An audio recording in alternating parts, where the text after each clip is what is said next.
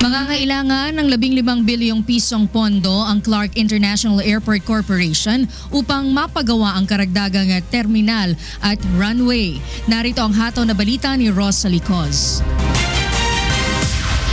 Dating bahagi ng isa sa mga pinakamalaking base militar ng United States Air Force ang ngayon kilala sa tawag na Clark International Airport sa Pampanga.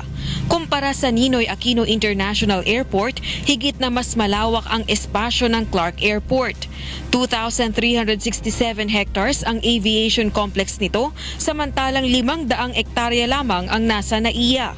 Kaya naman isa sa nais magawa ni Pangulong Rodrigo Duterte upang maresolba ang flight delays, airport congestion at air traffic sa NAIA ay ang paglalagay ng mas maraming domestic at international flights sa Clark.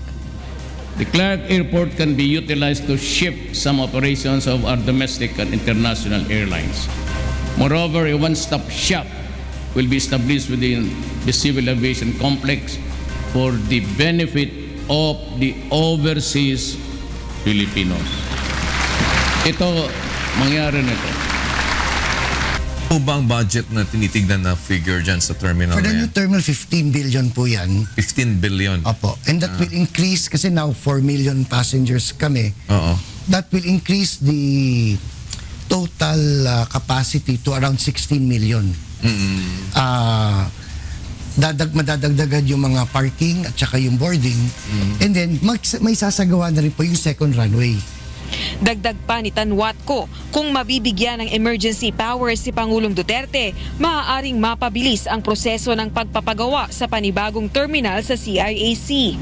At kung maitatayo rin ang matagal ng panukalang railway project mula Southern Luzon, Metro Manila maging hanggang Northern Luzon, malaki ang maitutulong nito upang masolusyonan ang matinding suliranin ng trapiko sa Metro Manila.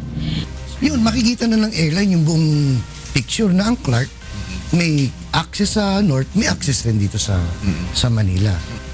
Ayon naman sa Department of Transportation, patuloy ang ginagawang pag-aaral ng kagawaran upang maisulong ang pagiging isang international airport ng Clark Airport. Rosa Licos, UNTV News and Rescue.